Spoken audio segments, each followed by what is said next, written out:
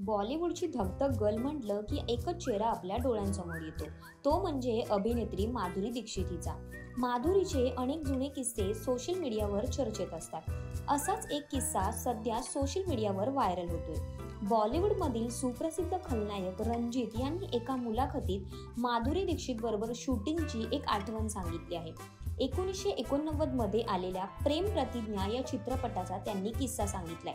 रणजित असं म्हणाले की प्रेम प्रतिज्ञाच्या शूटिंग दरम्यान मला पाहून माधुरी दीक्षित खूप घाबरली आणि ती मेकअप रूम मध्ये गेली आणि रडायला लागली. या चित्रपटात विनयभंगाचा सीन हातगाडीवर होणार होता असं त्यांनी सांगितलं.